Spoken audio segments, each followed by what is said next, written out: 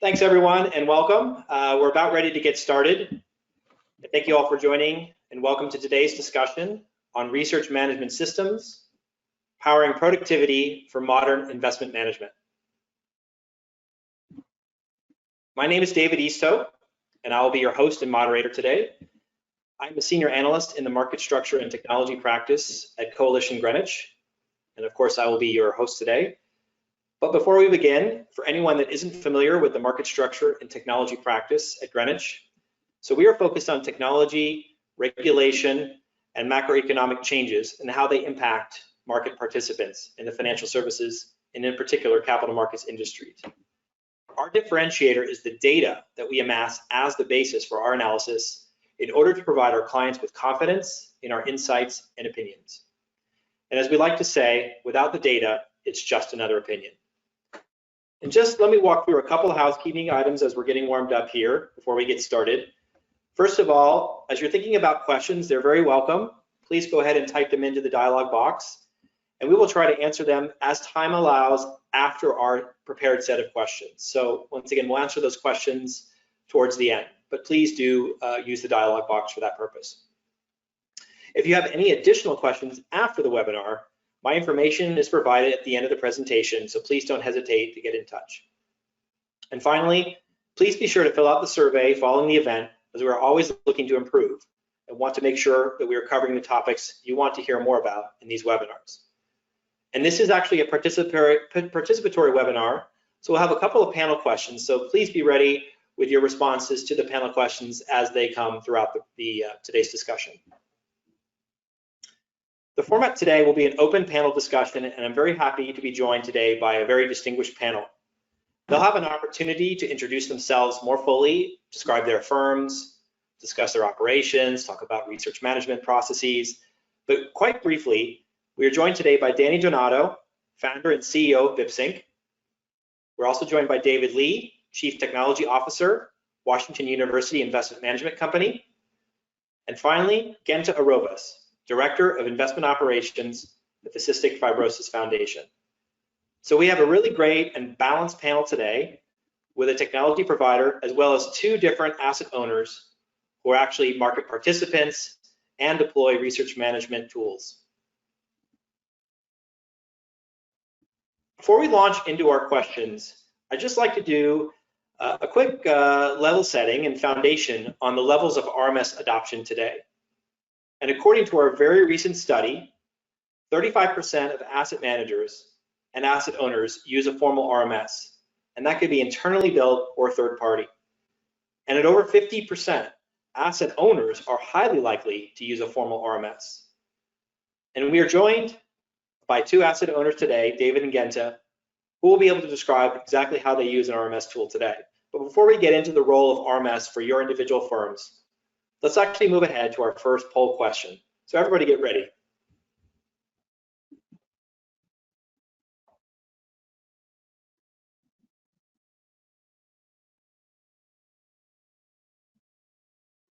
So while we're waiting for the poll question one to show, it looks like it's probably up there on your screen. I'll just read it out here. For those using or considering a research management system, what are or would be the key advantages? So this particular question is a select all. So you can select all that apply. And I'll just list them off here. Improve team collaboration, data management, document storage, stream running workflows, as well as project management and pipeline visibility. It's a great opportunity to ask a poll here because we can actually see in real time if it agrees with our study, and we can also open it up to our panel to react and offer their own views. So I'll just wait a couple more seconds, allow you to, once again, enter and select all of the responses that apply. Great. Why don't we go ahead and close that poll? And as the poll is closed, we'll begin to see those shared poll results momentarily.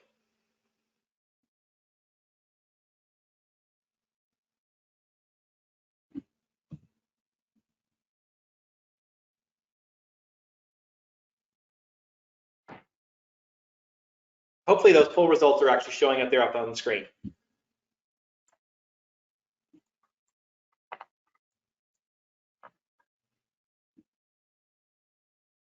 Great. Looks like they're being shown. So as I mentioned, this is a real opportunity to the respondents in the panel to actually react. But quite quickly, we wanted to see if this agrees with our study. In our actual Greenwich study, we found that improved team collaboration, streamlined workflows, and data management are all key advantages of an RMS. Interestingly, asset owners strongly cite data management, in particular, as a key advantage, and also leverage the RMS for project management and pipeline visibility. And we'll be going into some detail on all of these key advantages of an RMS as we walk through today's panel.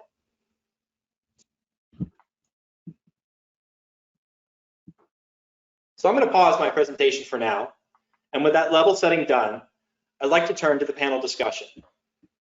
So quickly, I'd like to offer a warm welcome to everyone on the panel, as we can all see here, and a warm welcome to Danny, Genta, and David. So I mentioned earlier, now is a great opportunity for the panelists to describe their role and their firm, and also how you deploy an RMS today. So why don't we start with Genta? Yeah, sure. Thanks, David. I am at the Cystic Fibrosis Foundation with the investment office. The endowment is 5.4 billion as of today. We are a team of 10, and half of us have been hired in the last 2 years, myself included. Quickly on the RMS, or more like a general overview of the systems that we have 3 main systems that the entire team uses. VipSync as a RMS, CAISA as a portfolio management system, and shared folders in SharePoint where all the documents reside for existing, prospective managers, and other team-related docs. And as I mentioned, the entire team is using VipSync, and we see this as a way to integrate the team further, especially considering that we are such a young team. Primary use for VipSync for us has been, as of today, data storage. All the manager notes, notes from the meetings and calls with them, prospective or existing, investment manager contacts, fund service providers, legal fund terms, not yet any performance returns or exposure data or anything that will give an output on the reporting, on the quantitative analysis. Those are done in CAISA, but that is a majority of the data that we use to store in VipSync. But the other uses for VipSync, I think, are more on the pipeline. We have tried different ways to manage a pipeline and settled on VipSync as a pipeline management. The user interface in VipSync is configured such that all the funds are categorized according to our investment pipeline.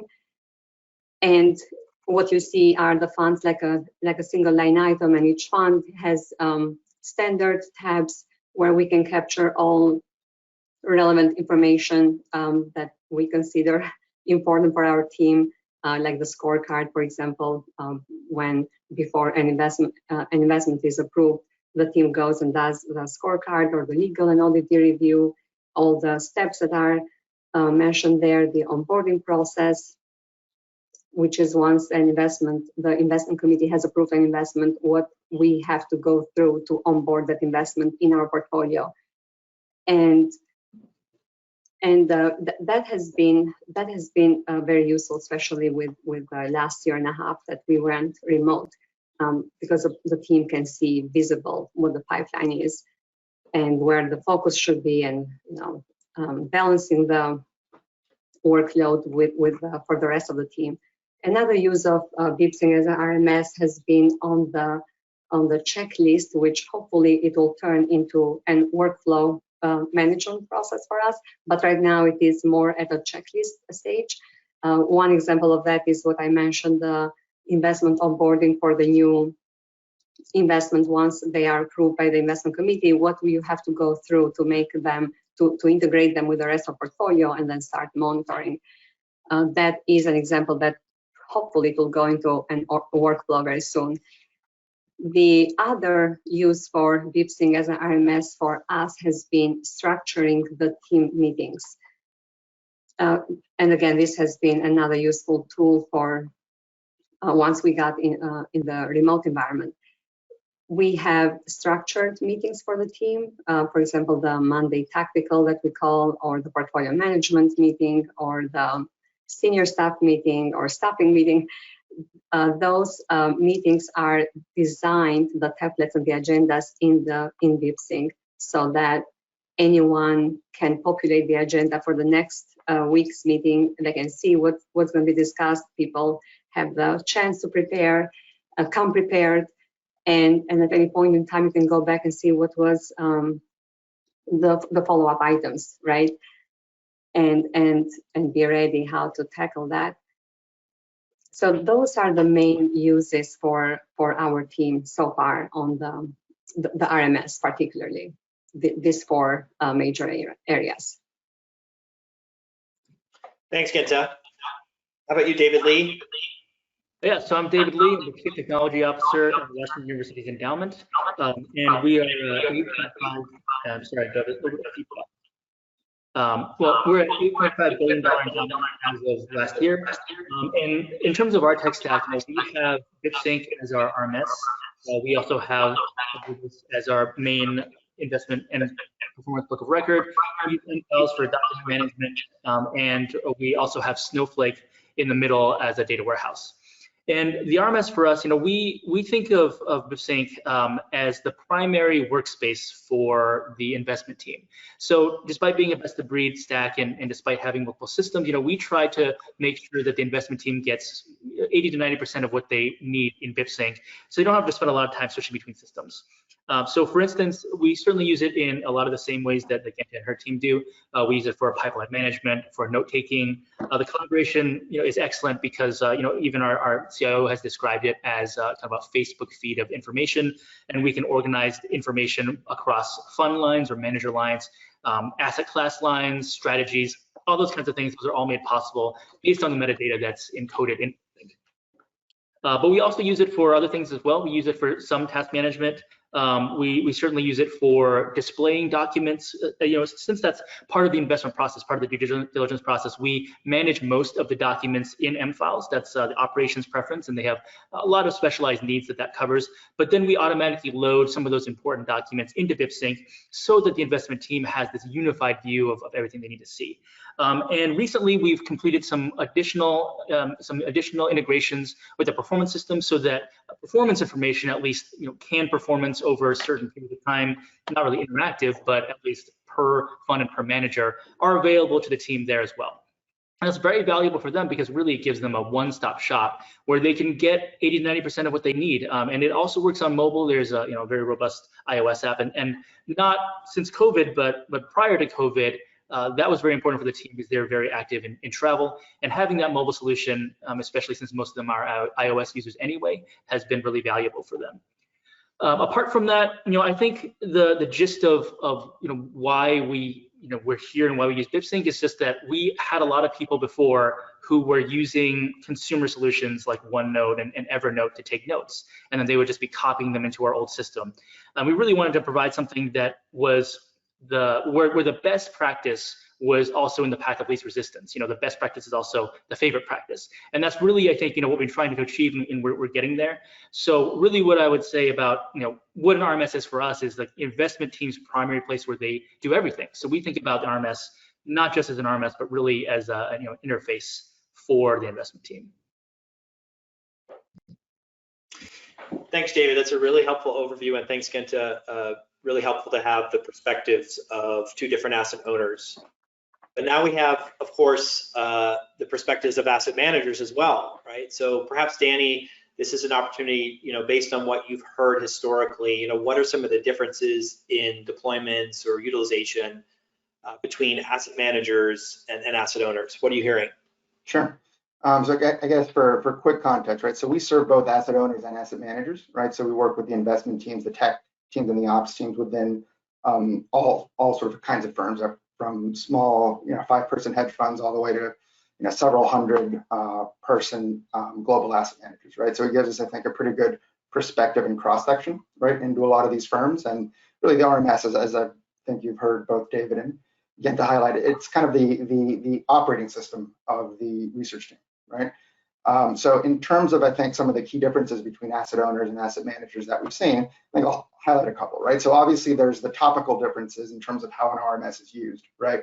And the asset managers are typically researching direct investments, right? So companies, industries, geographies, actual instruments. Asset owners oftentimes are allocators, right? So they're doing diligence on managers, on funds. So in terms of the units of organization that the system is configured with, right, they're going to look different. But at least from the investment team perspective, if we just take a look at them, the underlying sort of use case, they're actually quite similar, right? They're doing topical diligence, right, on some kind of entity that they're ultimately going to invest in, right? I think just some differences within the investment teams. Asset managers, they tend to be larger organizations if we're not talking about hedge funds. So a bigger area of focus is going to be on cross-team knowledge sharing, right? Discovery and collab, right? That's, I think, a big area of focus, and I think the survey reflects that. Asset owners, they tend to focus more on relationship management and external interactions, as well as consolidating data from a bunch of other internal systems into the RMS, using it as that kind of view, right? That single dashboard UI that I think David highlighted, right? So there are also functional differences, I think, in terms of how an RMS is leveraged in asset managers or asset owners. So again, asset managers, I think, have more defined compliance use case. They're generally registered and under regulatory oversight, right? So books and records, the audit trail, cybersecurity, there's explicit statutory requirements for that stuff. Allocators tend to perhaps not have that element of it, but they sort of definitely take compliance important in a different way, right? So it's more kind of internally implemented and, on the cybersecurity, access controls, that kind of stuff. Asset owners have the added operational complexity, I would say, that is incorporated into the RMS that maybe you don't see as much in asset managers. So, and I think that's by nature of the diligence process.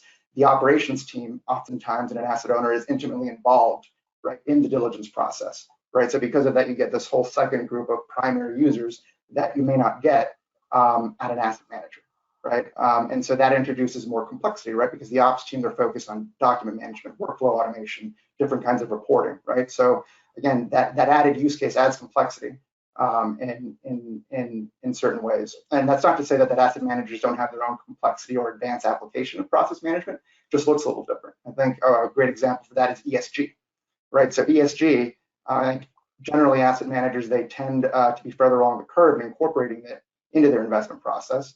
But if you think about what it is, what ESG really is, it's by nature incorporating ESG or anything that adds an extra element of process, right? It establishes formal frameworks, scoring mechanisms, approvals, handoffs, tracking analytics, right? That really is all what ESG is. It's one application of it, but it's utilizing the underlying elements that a modern RMS provides, right? So again, the more complexity or any kind of process that you overlap into documents, content and data, right? That tends to be the commonality, right? In terms of when you could really leverage an RMS. So hopefully that gives a bit of a flavor in terms of the application and how it might differ in some ways, but between asset owners and asset managers. But I think there are certainly many similarities. Yeah, it's really helpful, Danny, to see the differences between the asset owners and the asset managers. Like, how are they using things differently? Another thing that we can always dive into, and as we discussed as a group, with pain points will often bring people together to share best practices, to understand common issues and pain points and challenges. And as part of our recent study, we asked the asset managers and the asset owners, well, tell us about your top pain points. What are the biggest challenges that you face? And it's always interesting to see this because especially where there are commonalities. So here we see that normalizing data for consumption and analysis is the #1 pain point for asset owners. And in terms of overall pain points, though, that is, normalizing data is a top pain point, and we can talk about how to handle this. But there are others too, right? So you've got issues around just keeping track of all the data, cross-referencing.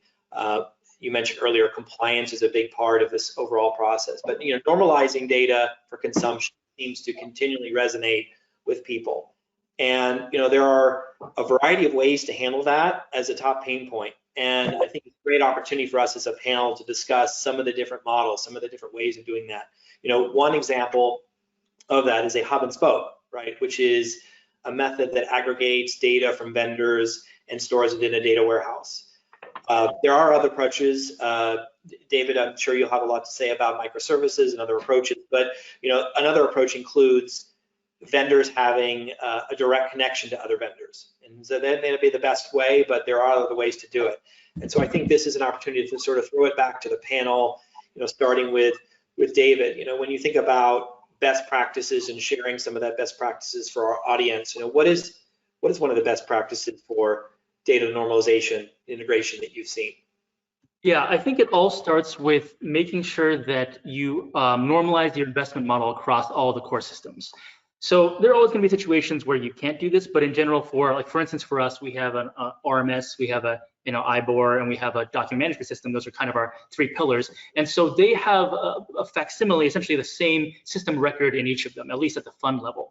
And this is very important because that is the minimum requirement you need to be able to integrate between the systems. And it requires some manual effort and upkeep, on an ongoing basis. But once you have that, you have the opportunity to, say, pull performance from Solovis into BipSync, or pull research information from BipSync and put it into your document management system, all those kinds of things. So that's the main thing. It's the most important thing, I think, and one of the most compelling reasons for having a formalized RMS is to have that investment model actually represented in the research management, because the research is chaos.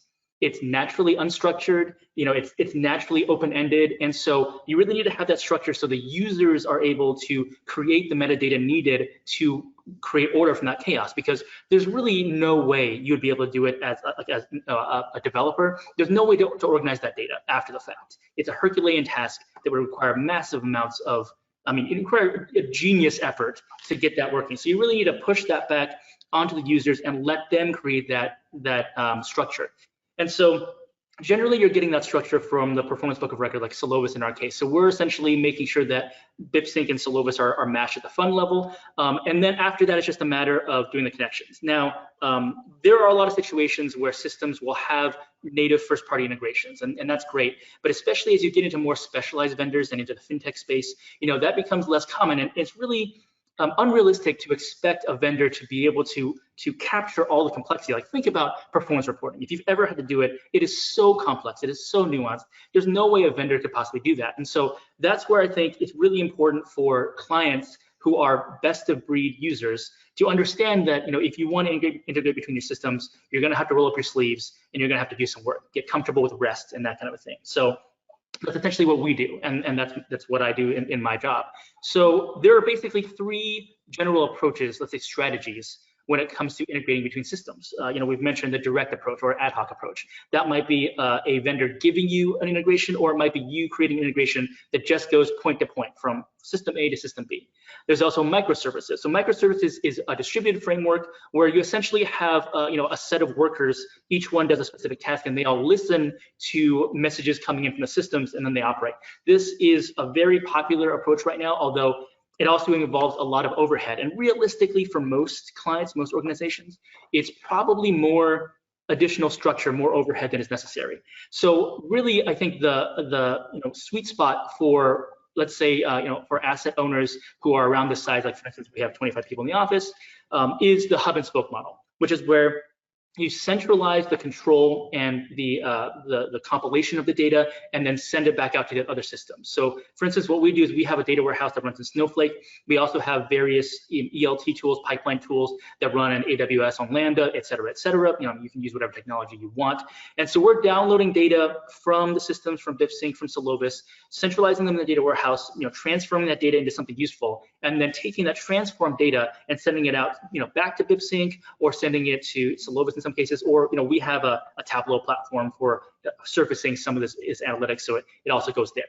And the beauty of this is that it's all in one place. And in terms of management, it's straightforward because you have discrete pieces. You don't have to worry too much about a lot of the noise that comes along with managing microservices, managing a lot of different distributed services. It's really one centralized service. You can leverage really strong capabilities of data warehouse, like for instance with Snowflake.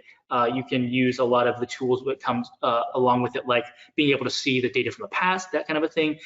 It's very easy to extend. Let's say you wanted to add some more capability, you just build onto that existing platform. Just very little additional build if you wanted to build an incremental upgrade.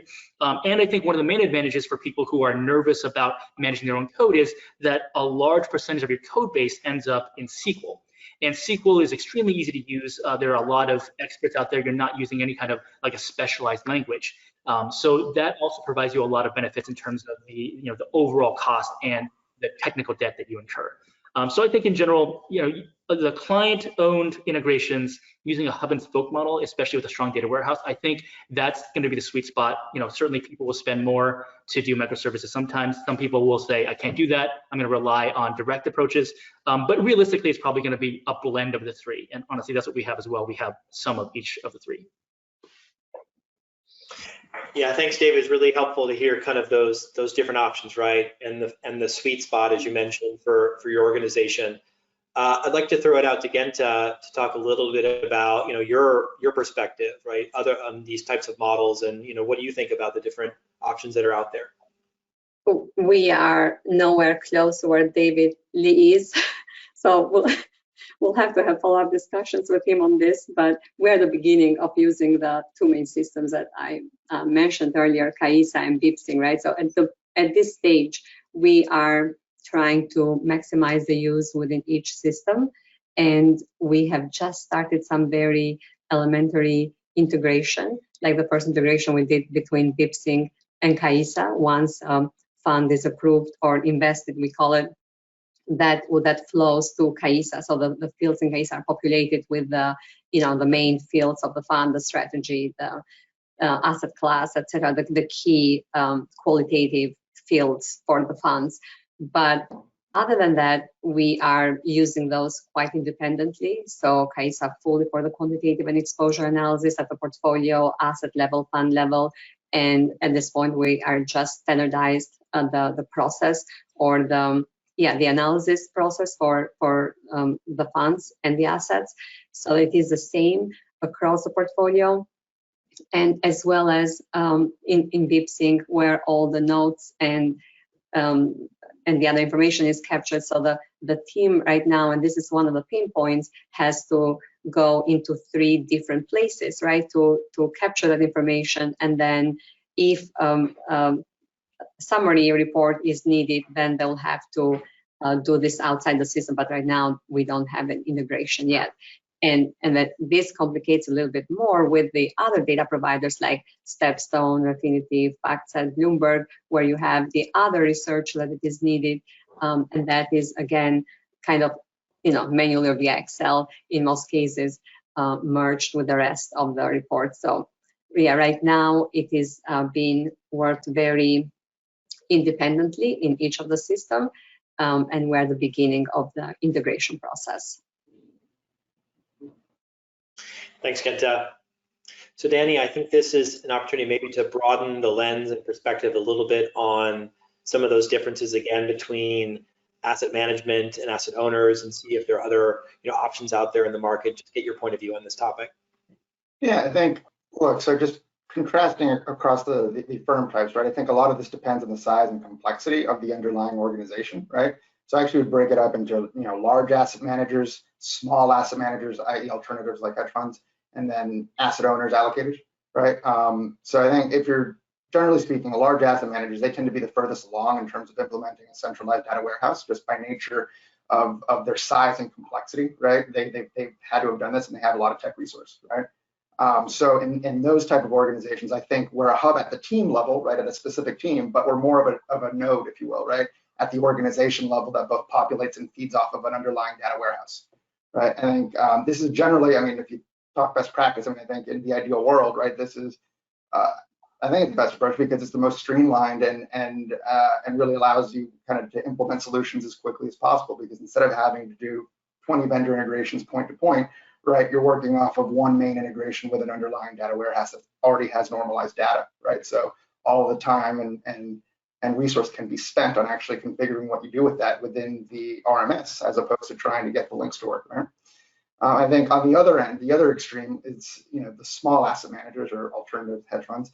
They tend to be very early stage in terms of maturity when it comes to centralizing things like data warehouse. If you think about it, for those kinds of organizations, we tend to be one of the 1, 2, or 3 main hubs for the investment team. These organizations may not necessarily have a lot of dedicated tech resource, so they want first-party integrations for everything, right? And so that's where you start to see a lot of that chaos. If you think of a network diagram, a lot of point-to-point individual one-off integrations, right? Which there's an effort to maintain, but also the data normalization, to David Lee's point, right? It almost has to happen at the vendor side of things, and it's never going to be exactly right? So there's a lot of time spent iterating on that. And then asset owners, allocators, endowments, foundations, they probably fall somewhere in between, right? In terms of both the complexity and the resource that they put on at this, and I think the state of maturity, right? So I think generally speaking, they see the value of having kind of that centralized data warehouse approach. They might not necessarily be all the way there, but I think there's movement towards that. And I think especially since in asset owners, they deal with a lot more sort of internal proprietary data that's spread across numerous internal systems, right? So whether it's performance data or whatnot, right? Whereas in asset managers, right, there's some of that, right? But a lot of it is self-contained research data within the RMS, right? So because there is kind of this need to really use the RMS as the central screen that you're pulling data from other systems, I think asset owners, they even though they may not necessarily have the size and scope of a $1 trillion asset manager, right? The use case makes it such that I think that's pushing for that hub and spoke model. At least that's what we've seen today. Thanks, Danny. That's very helpful. And given that we outlined these different models and we've talked about the hub and spoke approach to data integration, we thought it'd be interesting to ask the attendees, right, about this exact question. So let's put up the second poll question, which is really about the advantages. And I'll just go ahead and read that question out loud as you think about your responses.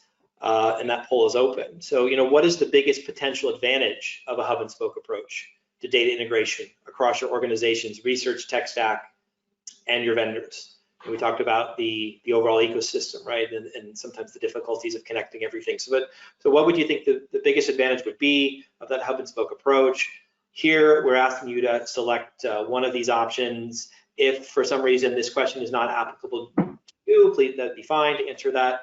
But really want to get your views and perspectives here, and a nice give back to the audience to see what it is that or how you feel about this question. And I understand the poll question's up, so we'll wait a couple more seconds for everyone to select their answers. And let's go ahead and take that question down. And thank you very much to the audience for answering that question. And we are going to proceed with some further questions that remain. And just again, a reminder that if you do have any questions, please go ahead and as you see the results there, please go ahead and submit your questions and we will do our best to answer those. But I want to go ahead and actually continue with the questions to our, as we show the poll results, to our panelists. And that is really getting into kind of one of the more nitty-gritty topics, which is around pipeline management. And so let's go back to David. So David, how do you think about your process for pipeline management?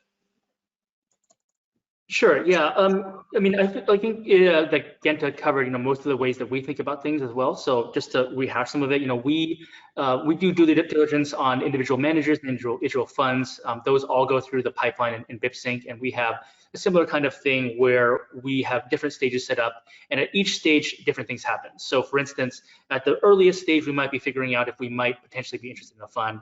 And then as that fund progresses through the stages, we might start doing basic investment due diligence.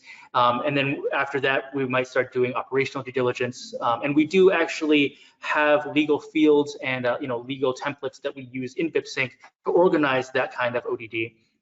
And then when it finally moves to the process towards the onboarding steps, we'll start collecting the necessary information that operations needs to actually, to initiate the investment, start collecting documents, and some of that work is shared between BipSync and MFiles. But in general, we use BipSync just to keep everybody appraised of where something is going, how the sizing is expected to be, and really give a all-around view of where any particular investment is at any given time.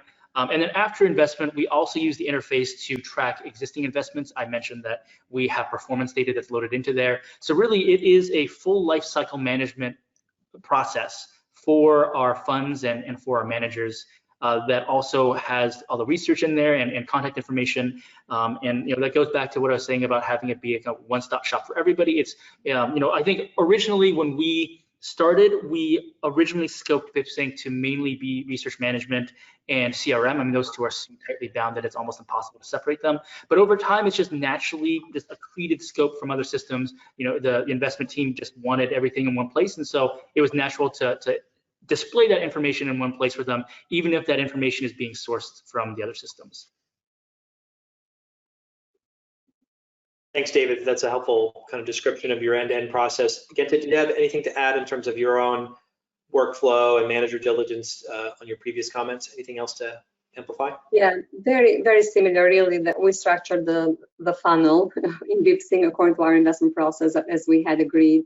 And yeah, as the funds move on, in the mainstream, they are categorized according to that pipeline. And then as they move on, there are certain tabs that we fill in each stage.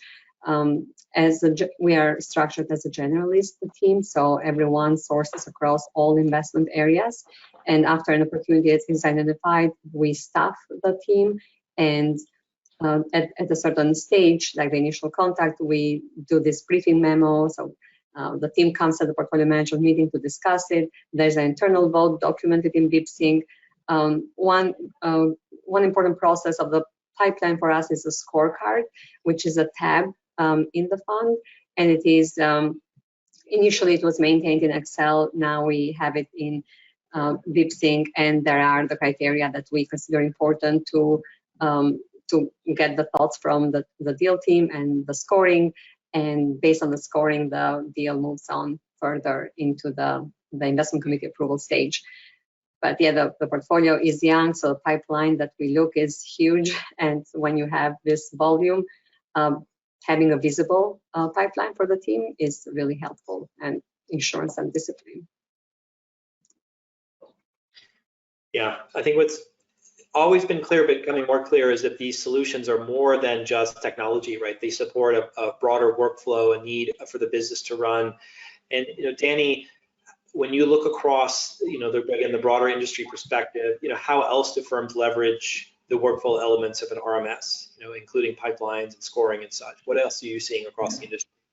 No, that's a great question, and because I think a lot of our clients, they come into it, with a single use case in mind, right? It's either primary sort of new manager diligence and or new investment diligence, right? But then they kind of see how a system, how certain systems, I should say, are structured in a way that it's very flexible, right? It's a central store that has a workflow layer, right, and hooks that allow you to pretty much model any kind of process that involves documents, that involves steps, that involves decisions, right, and lets you track, organize, and report on it, right? So it's it has a lot of applications. I think some other interesting sort of tangent applications that our clients are leveraging, I guess the umbrella of what we'll call process management. I'll give a couple. So we talked about ESG, or we hit on ESG earlier. That's one perfect example, right, of how it's basically applying, an investment kind of, a framework, right, and you're actually making it tangible, right? You're putting stages in it, scorecards, right? You're assigning, it's adding the rails by which then you can track, score, and then ultimately report, right, on a new layer that's being applied to the actual investment process. I think another example that we've seen a lot of clients, particularly in asset owners, is layering in legal processes, right? So, for example, a legal team may get their own pipeline set up, right? That basically it works off of the main investment team diligence pipeline, right? So when a fund or a fund manager hits a certain stage, that'll then trigger something that's created in the legal pipeline, right, then they have their own kind of steps and stages, requirements to do to verify certain criteria or requirements right before the asset owner can move forward with that particular fund or fund manager, right? So that's, I think, a very kind of tangible example of how a completely separate group within the organization, right, can actually be layered in. And why does it make sense to have that legal process live in the RMS? A couple of reasons. One is the RMS is the ingestion mechanism by which a lot of asset owners are getting these fund docs, right, either through mail or manual upload or whatnot, right? So the documents are there to begin with. Two, the underlying entities are already there, right? So to David Lee's earlier point, right, having that symbology or actually having that structure in place to associate funds and funds managers with the underlying documents, I mean, that's already there, right? Why rebuild it? And then third is the workflow automation aspect, right? Then you can take advantage of things like rules, like you can't allow an investment to progress to investment committee if it hasn't met approval by legal or something like that, right? But basically taking advantage of that built-in rules engine that you get in an RMS. So that, I think, is one common one. Another one is vendor management, right? So vendor management, I'll give a tangible example here on the asset manager side, right? So the reason it makes sense to do vendor management within BipSync, you again set up its own kind of view, its own pipeline. You can use it to manage a process of evaluating new vendors, and it may be sort of backlog, it may be sort of active vendors or inactive, or it could be more intricate than that. But effectively, you now have a vendor list, right, which you have the records that you can enter the fields, like how much do you pay for the vendors, right, like who are the key contacts. Again, it's a place where you can associate all of the underlying contracts. So again, everything is kind of centralized in one place, right? And in the use case of, for example, attribution and sell-side research tracking, right? When the investment team, when they find a particularly useful research report, the fact that they can then associate that with the actual vendor, right? You can then do reporting on that, right? So that's why, again, why it makes sense to have that live within an RMS, right? Those bonds and links are already there, right? And so you can really leverage them for reporting, right? And then some other use cases that we've seen, recruiting and internal review processes, right? So you can set up a recruiting pipeline. I mean, really, like, there's a bunch of neat use cases that you can leverage an RMS for. But really, I think the underlying sort of base layer is that anything that involves a process, right, that has kind of stages, there's requirements that happen along the way, it involves documents, and ultimately there's basically an end deliverable or a decision that pretty much can be modeled in an RMS. Thanks, Danny. And perhaps to switch gears from in here, I mean, we're all seeing announcements. Banks are talking about being back for Labor Day. Some of the remote work is starting to shift back to in-person. Different states are opening up. Maybe just thinking about the RMS and its ability to support that remote work.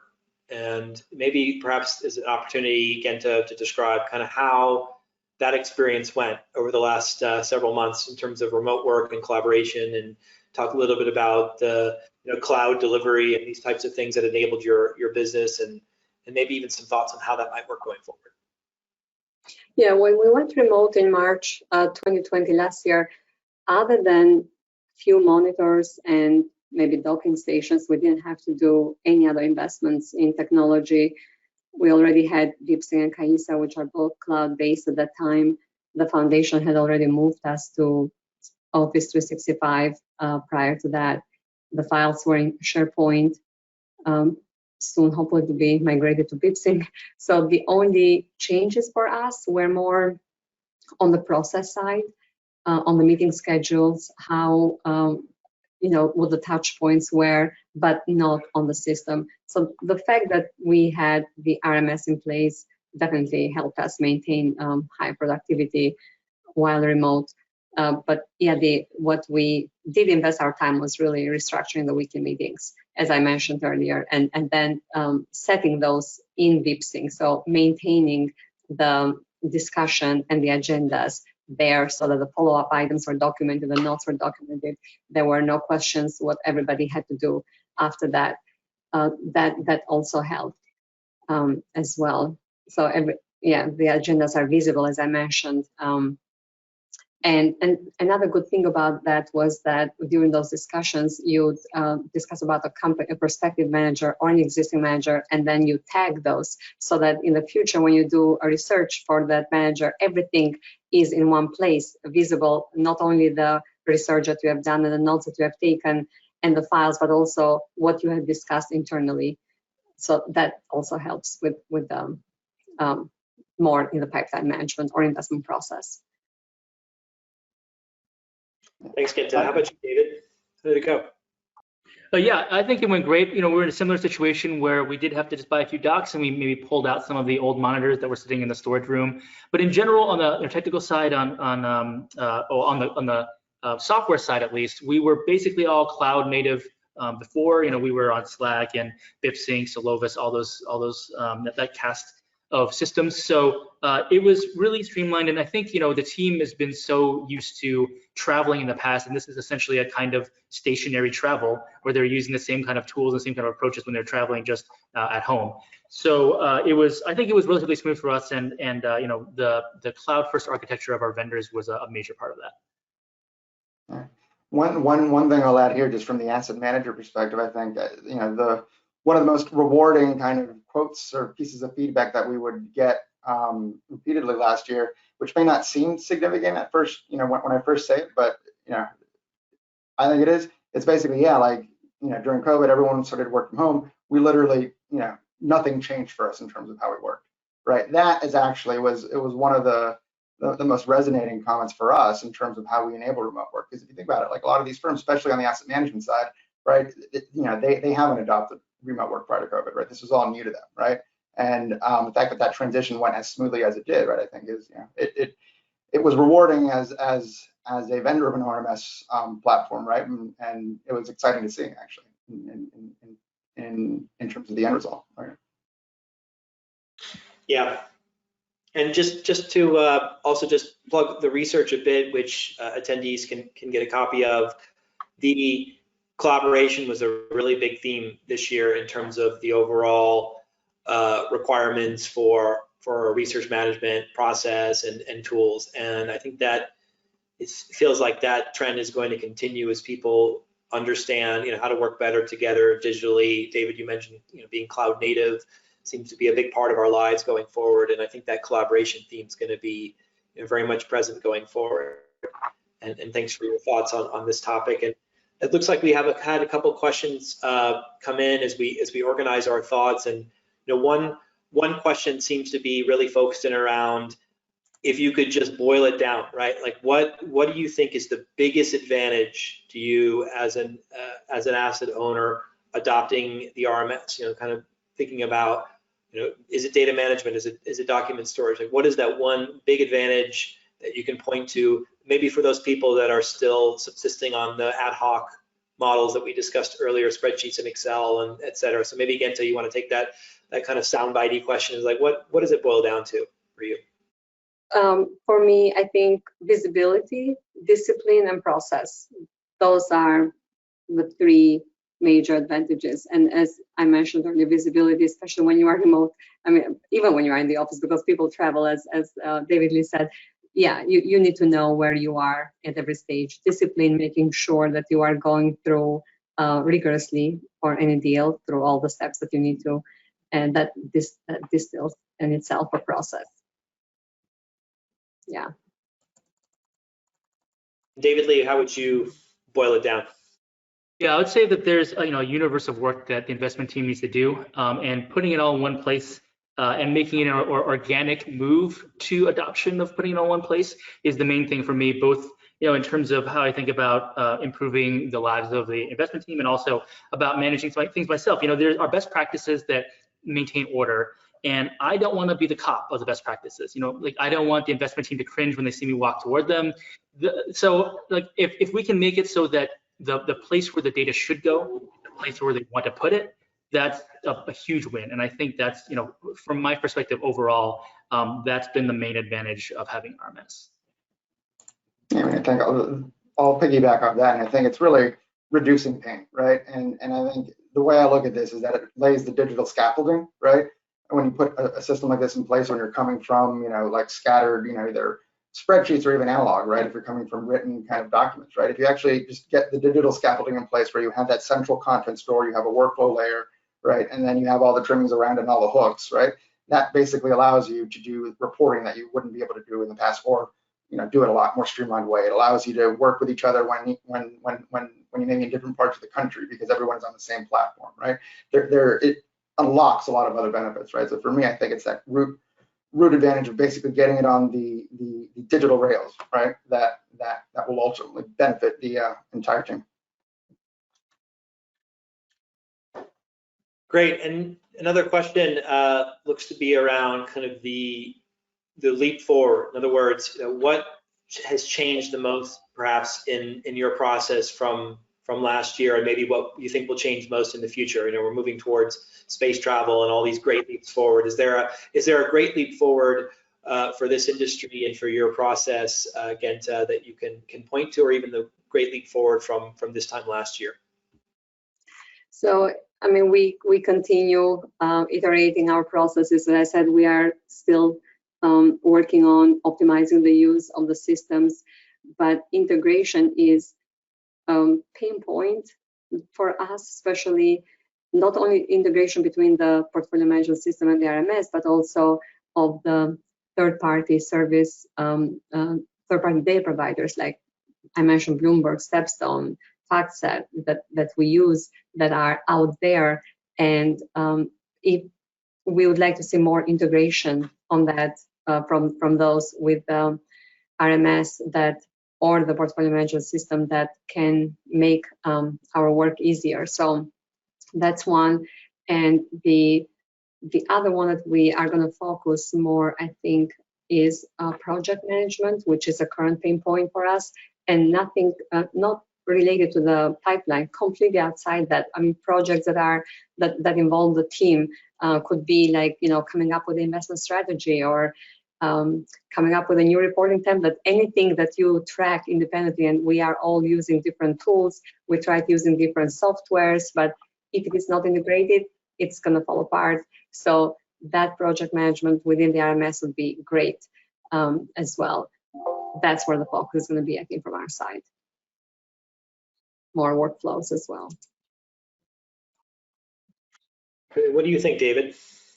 Well, from our team's perspective, I think really shoring up the feature set in the RMS is our short-term solution, or our short-term goal, and really trying to get to that 80 to 90%. I mean, I mentioned that we have this external reporting, or not external, but there's another platform that we have that runs in Tableau that gives a lot of this top-down portfolio level management, and trying to figure out how we can fold that into BipSync as well, really to give the investment team that true one-stop shop. Because right now it's kind of like one and a half stops. But I think in terms of the industry in general, and in terms of people who are in best breed stacks, I see a lot of opportunity in terms of democratization of data warehouse technology and of ELT, or pipeline API technologies. So Snowflake is a name that keep dropping, and they're fantastic, and they're honestly brought in a lot of people who may not have been interested in pre-normalizing their data and sharing it, but because not only is it a great data warehouse provider that's very accessible, but they're also very active on the data sharing side. So I think that's a really interesting opportunity for even small vendors to get involved in that kind of process, and it's very easy to turn that on.